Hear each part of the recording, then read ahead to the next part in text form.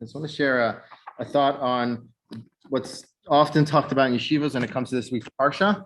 The Parsha opens up of Im Bechukotai telechu. If you walk in my statutes, you do and you perform my mitzvot, and you do them.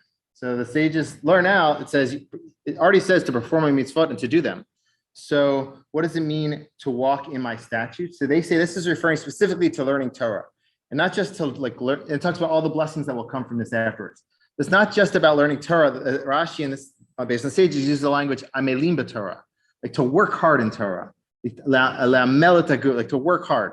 So there's a lot written on this, and I just want to share some like tips and teachings that help me be more ameilus baTorah in this short time. So when I first got to yeshiva, I was not as focused, and there's a few things that happened that led me to get like really more focused on my learning. And this is one of the things. This book. This is like a sefer mussar. It's like a work of an ethical treatise, but he has very sharp things to say about the importance of learning Torah and learning seriously, taking it seriously.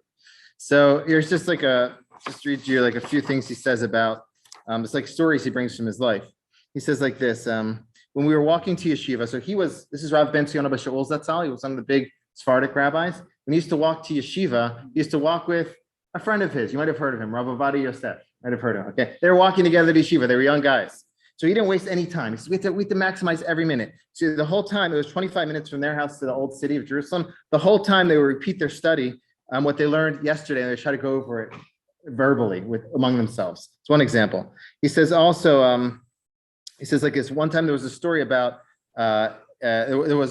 this married man who loved Torah so much. He only had one big house, and they would come to every once in a while to wash the floors. So he was so engrossed in his study that he would put it. Maybe he should have helped clean the floors, but he didn't. He stood on a chair and he kept learning so they could clean around it.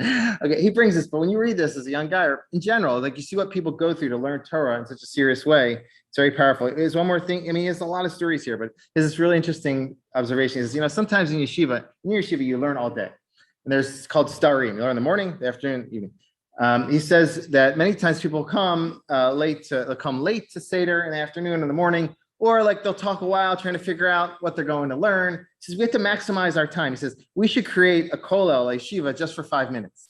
And someone comes 5 minutes late, like you missed it, you missed the Seder. So he's just trying to show that every minute, like in learning Torah, is very important. So that's like in terms of the importance of it. And he has a few tips on how you can get stronger in Torah. So one of them is to move your body. So when you're learning Torah, like either move your body or say it out loud. So sometimes our innards are not as motivated to learn. Say it out loud. Do it with the melody.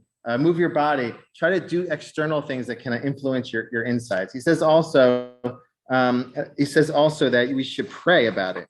He says very powerful. He says we should pray about it. He says, if you pray hard enough, God will open your heart to connect more and more to the Torah. And then lastly, he says a lot of things. The last thing I'm going to quote is he says, also, like, don't give up on your learning. Like you learn something, you don't understand it, keep going. Like have really focus on what you're learning and try to keep asking questions so you get to the bottom of what you're really learning. And don't give up. If you do that, you will hopefully get deeper and deeper into your learning, and Hashem will give you some insights. This is a little bit on like the importance of it and how to go about doing it. Practically, I think for all of us, like there's a little bit more we could do to kind of connect more to Torah, maximize our minutes, our moments, try to find ways to grow in our knowledge, and to find ways to infuse our lives with spirituality in our free time, at least, and maybe even more than that.